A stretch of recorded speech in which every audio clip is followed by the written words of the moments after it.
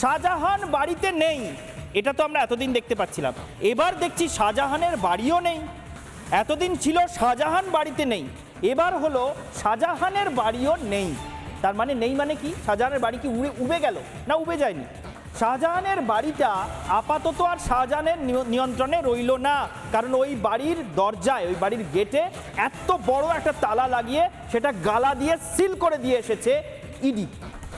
শাহজাহান চাইলেও এখন ওই সিল ভেঙে আর বাড়িতে ঢুকতে পারবেন না। অনেকে অনেক কথা বলছিলেন, কেউ বলছিলেন শাহজাহান বাংলাদেশ পালিয়ে গেছে, আবার শাহজাহান অডিও বার্তায় বলছিলেন কোথাও যায়নি, আছি। আবার অনেকে, সিপিএমের প্রাক্তন বিধায়ক, তিনি আবার বলছিলেন শাহজাহান কোথায়, সেই দিন কোথা দিয়ে, কোন অঞ্চল দিয়ে পালিয়েছে, কোথায় রয়েছে, কার বাড়িতে রয়েছে, কিভাবে আশ্রয় নিয়ে রয়েছেন, নানা তথ্য সামনে আসছিল। শাহজাহান শেখ যেখানেই থাকুন, শাহজাহান শেখ যে নিজের বাড়িতেও আর ঢোকার জায়গায় রইলেন না, সেটা এবার স্পষ্ট হয়ে যাচ্ছে ইডির এই সিল করে দেওয়ার ছবিটা সামনে আসার পর। তো শাহজাহান শেখের ওই বাড়ি থেকে কি ইডি উদ্ধার করলো সেটা স্পষ্ট করে অবশ্যই তদন্তের স্বার্থে তদন্তকারীরা এক্ষুনি সামনে বলবেন না। আমরা যা খবর পেয়েছি সেই অনুযায়ী আপনাদের জানালাম। যদিও শাহজাহান শেখ বাড়ি ছেড়ে চলে যাওয়ার সময় নিজের ওই বাড়ির মধ্যে খুব গোপন কিছু নথি রেখে গিয়েছেন, এমনটা হয়তো নাও হতে পারে, অত বোকামি হয়তো তিনি করবেন না। কিন্তু আপাতত বাড়ি যে ফিরতে পারবেন না, এলাকায় ফিরতে তো পারছেনই না, ছেড়ে দিন, বাড়ি যে ফিরতে পারবেন না সেটাও স্পষ্ট হয়ে যাচ্ছে। তো শাহজাহান শেখের এহেন পরিস্থিতি সম্পর্কে রাজ্য বিজেপির সভাপতি সুকান্ত মজুমদার কি বলছেন একবার শুনে নেব। তাকে তো ডেকেছে ইডির কাছে যান, ওই বাড়িতে তো কিছু পাবে না, বাড়ি থেকে সব তো হাওয়া করে দিয়েছে। ওর পেটে সব আছে, পেটে বোম মারলে পরে সব এক এক করে বেরোবে। ইডি ডেকে নিয়ে যাবে, চা খাওয়াবে, দেখবেন এক এক করে সব বমি করে দিচ্ছে। এটা গেল একদিকের বক্তব্য। এবার চলুন, এই যে শাহজাহান শেখ, তার প্রতিপত্তি, সেখানে ইডি যাওয়া, মার খাওয়া, এবং তারপর ইডি আধিকারিকদের বিশাল পরিমাণ একটা বাহিনী নিয়ে সেখানে পৌঁছে যাওয়া, শেষ পর্যন্ত তার বাড়ি সিল করে দেওয়া, একাধিক বাড়িতে তল্লাশি এবং একটি বাড়িতে সিল করে সেখান থেকে বেশ কিছু নথি পাওয়া এবং নোটিশ টাঙিয়ে দেওয়া, আর সামনেই শেখ শাহজাহানকে হাজিরার নির্দেশ দেওয়া। এটা নিয়ে দেবাংশু কি বলছেন, তার কি বক্তব্য শোনাই একবার আপনাদের, শুনুন।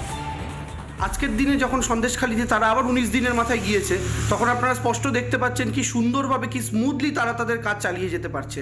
এবং আমার তো দেখে মাঝে মধ্যে মনে হচ্ছে ইডি যেন সন্দেশখালির জামাই রাজা, তারা এত সুন্দরভাবে ট্রিটমেন্ট পাচ্ছেন সেখানে।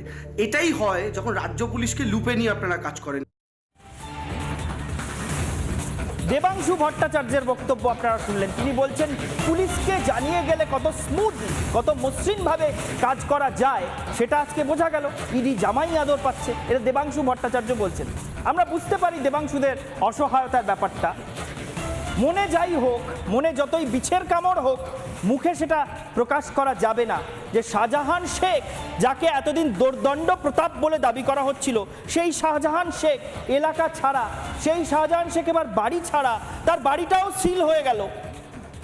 এরপরেও মুখে যদি স্বীকার করে নিতে হয় যে শাহজাহানের রাজনৈতিক ভবিষ্যৎটাই একটা বিরাট বড় প্রশ্নচিহ্নের সামনে পড়ে গেল, তিনি আদৌ ফিরে এসে ওখানে আর কোনোদিন রাজনীতি করতে পারবেন নাকি তাকে এবার ইডির কাছে গিয়ে আত্মসমর্পণ করতে হবে, সেটাই এখন সবচেয়ে বড় প্রশ্ন। লাখ টাকার, কোটি টাকার বা শয়ে কোটি টাকার প্রশ্ন। এই কথা দেবাংশুদের পক্ষে মুখে স্বীকার করা সম্ভব নয়। কিন্তু যাই হোক, শাহজাহান শেখ তিনি বোধহয় বুঝতে পারছেন হাড়ে হাড়ে যে কোনো এলাকাকে নিজের মুক্তাঞ্চল হিসেবে ঘোষণা করে দেওয়া হয়তো সহজ হতে পারে, কিন্তু সেই মুক্তাঞ্চলে যখন রাষ্ট্র কোনো সরকারি কাজে প্রবেশ করতে চায়, সেই কোট আনকোট মুক্তাঞ্চলে, তখন রাষ্ট্রকে চ্যালেঞ্জ করলে ফলটা কীরকম হয়। বাঘ সেজে বসেছিলেন, নিজেকে বাঘ, সিংহ নানা রকম দাবি করতেন, আস্তে আস্তে বিড়ালে পরিণত হয়েছেন। এখন কোথায় বিড়ালে নাকি পুনর্মূষিকও ভব হয়ে গেছেন সেটাও বলতে পারছি না। এলাকায় তো নেই, তাকে দেখা যাচ্ছে না, মাঝে মধ্যে শুধু তার কণ্ঠ শোনা যাচ্ছে, আকাশবাণী হচ্ছে যেন অডিও বার্তার মতো। এই শাহজাহানের ভবিষ্যৎ কি হয়, তিনি 5 দিন পর ইডির ডাকে সাড়া দিয়ে হাজিরা দেন কিনা সেদিকে সবার নজর থাকবে। আমরা তো লক্ষ্য রাখবোই, প্রতি মুহূর্তে শাহজাহান শেখের গতিবিধির যা খবর পাবো আপনাদের সামনে আনবো। বাংলার প্রাইম টাইম আজকের মতো শেষ করছি এখানেই। দেখতে থাকুন রিপাবলিক বাংলা।